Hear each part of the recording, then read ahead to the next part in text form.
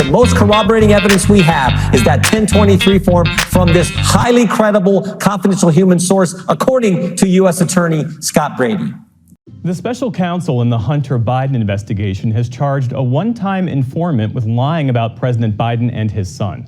Alexander Smirnov is accused of falsely claiming that the Ukrainian energy firm Burisma paid the Bidens $5 million apiece back in 2015 and 2016. Laura Barone-Lopez is here to explain the charges and how they undercut a key part of the House Republican impeachment inquiry into President Biden. So, Laura, what is the DOJ alleging?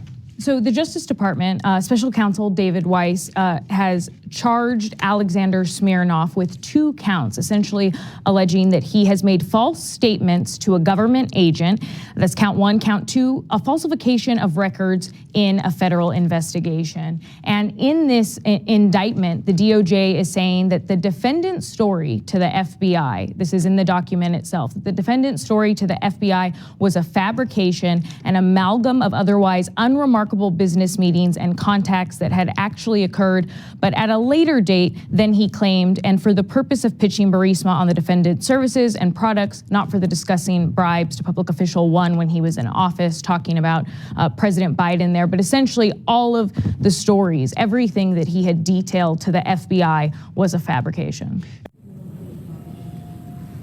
Hello, everyone. I wanted to just start by restating the obvious, which is that the impeachment investigation essentially ended yesterday in substance, if not in form, with the explosive revelation that Mr. Smirnov's allegations about Ukrainian Burisma payments to Joe Biden were concocted along with Russian intelligence agents. And it appears like the whole thing is not only obviously false and fraudulent, but a product of Russian disinformation and propaganda.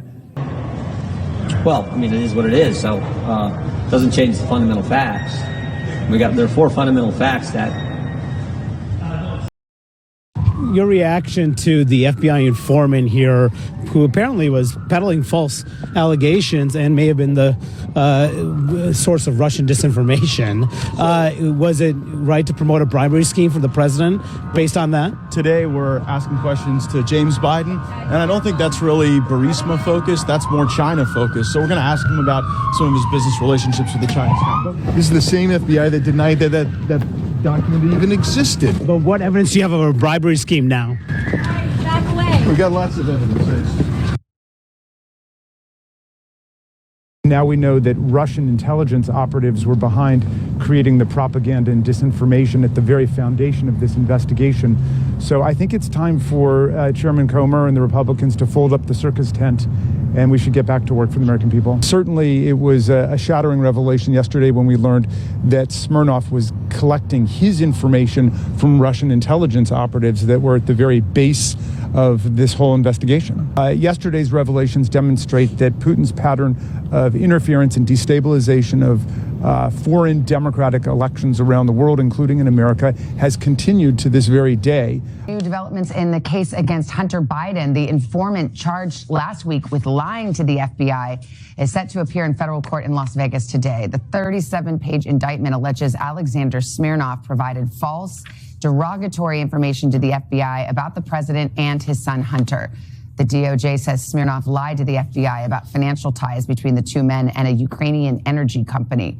A source familiar with the matter told NBC News that Hunter Biden does not know Smirnov.